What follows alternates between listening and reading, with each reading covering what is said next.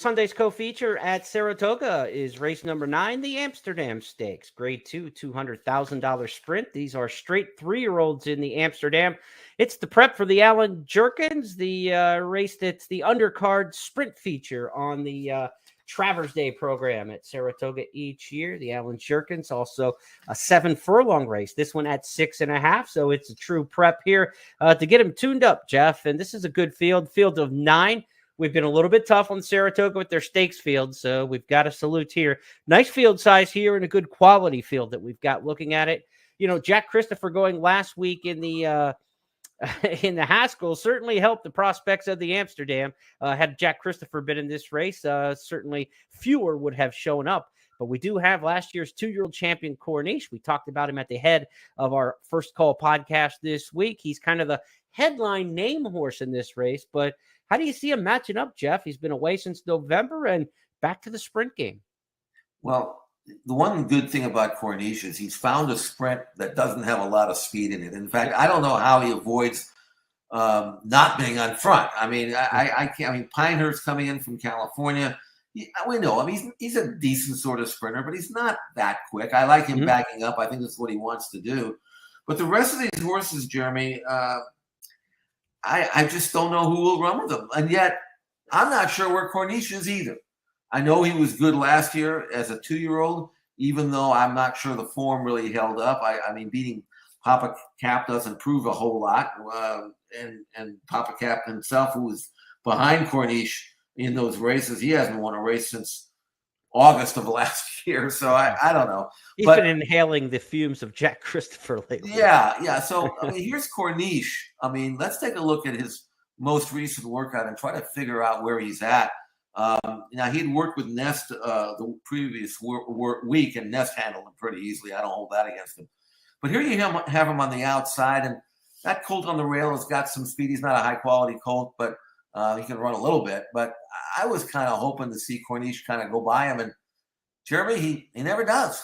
No, and like you said, you mentioned the horse on the inside, Provocateur. He was 3rd in the Woody Stevens after setting the pace in there, and he won the Hutchison Illicit Stakes down at Gulfstream during the course of the winter spring meet there. But you would expect Corniche, if he is the horse. And look, this is a $1.5 million horse.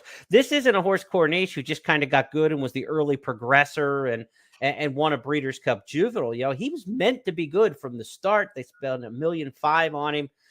He ran the table in 3 starts last year, but that Breeders' Cup Juvenile has turned out to be bad juju. There has not been much come out of it to be successful as 3-year-olds. It's going to go down as one of the weaker editions of the Breeders' Cup Juvenile as far as the field goes, top to bottom in the history of that event. So Corniche has to prove himself all over again. And Jeff, forgive me if I think the Amsterdam feels a lot like the San Diego, a race we talked about early in our First Call podcast this week, because you've got the horse coming back from Dubai, Saudi, the double trip to the Middle East, like Country Grammar. That's Pinehurst in this spot. What is he going to do on the comeback? He's down on the fence. And then you got Corniche, who was like last year's news, but really hasn't done anything since.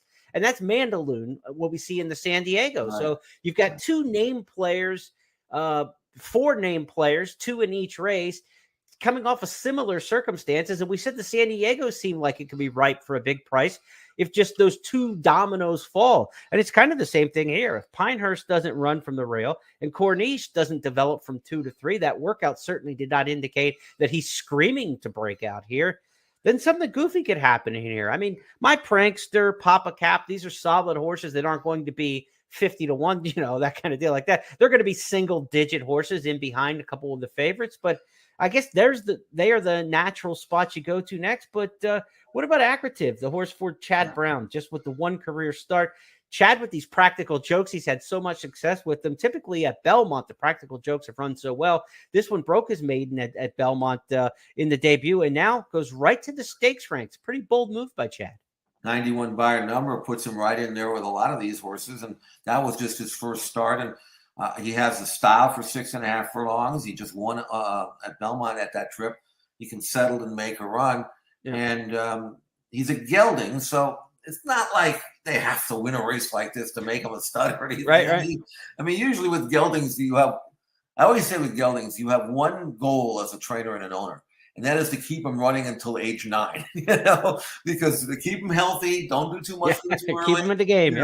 I mean, just bide your time, and the world's not going to end tomorrow, and you got a lot of racing, and yet Chad must think enough of this horse to put him right into this race, and it may be a combination of I think he's good enough, or maybe I don't think the horses are that good. I've seen Corniche train. I'm not afraid of him.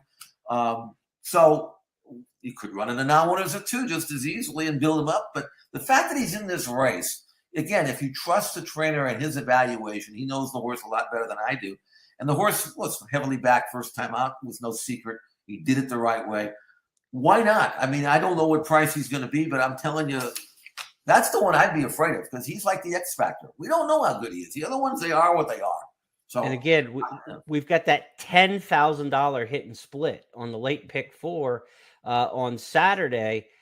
Sunday, there's still a $5,000 late pick 4 hit and split. So keep an eye on this race. The Amsterdam is one that could get a little volatile and that you want to use some bullets for. I think you want to save and spread a little bit in the Amsterdam if you're playing in those hit and split late pick 4s at Saratoga coming up on Saturday. Also part of that mix will be our final race to look at this week.